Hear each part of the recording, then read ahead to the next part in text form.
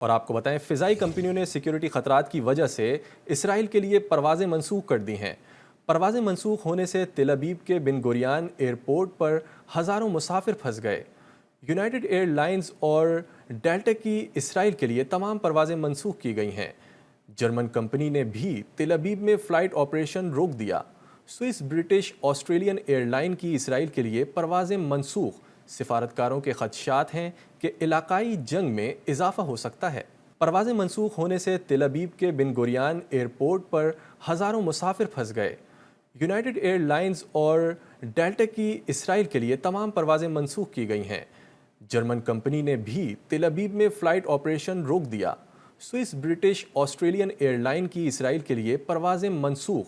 سفارتکاروں کے خدشات ہیں کہ علاقائی جنگ میں اضافہ ہو سکتا ہے۔ پروازیں منسوخ ہونے سے تل ابیب کے بن گوریان ایئرپورٹ پر ہزاروں مسافر پھنس گئے۔ یونائیٹڈ ایئر لائنز اور ڈیلٹا کی اسرائیل کے لیے تمام پروازیں منسوخ کی گئی ہیں۔ جرمن کمپنی نے بھی تل ابیب میں فلائٹ آپریشن روک دیا۔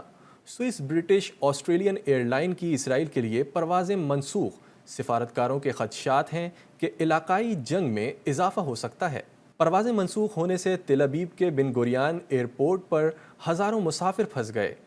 یونائیٹڈ ایئر لائنز اور ڈیلٹا کی اسرائیل کے لیے تمام پروازیں منسوخ کی گئی ہیں۔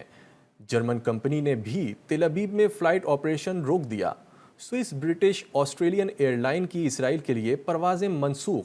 سفارتکاروں کے خدشات ہیں کہ علاقائی جنگ میں اضافہ ہو سکتا ہے۔